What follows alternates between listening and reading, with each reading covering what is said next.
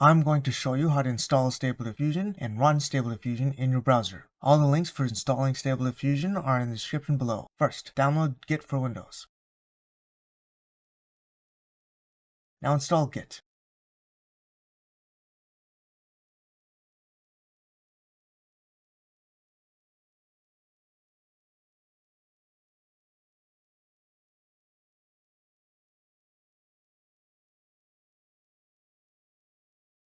Second, download Python. Make sure to install Python version 3.10.6. If you have any other version of Python, you will have to uninstall Python and install Python version 3.10.6.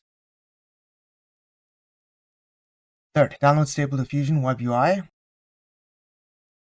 Open and extract Stable Diffusion into the root directory of the C drive or root directory of the drive you want to run Stable Diffusion from. Rename the folder from Stable Diffusion Webui-master to Stable Diffusion WebUI. Fourth, download the model you want to use in Stable Diffusion from Hugging Face. I want Stable Diffusion Model 1.5 because I want to try out Stable Diffusion Model version 1.5. When the model file is downloaded, move the model file to the proper model folder. If you download a CKPT file for Stable Diffusion, move the model file to the Stable Diffusion webui/models/Stable Diffusion folder. Fifth, launch the webui-user.bat in the Stable Diffusion WebUI folder. A command terminal will appear.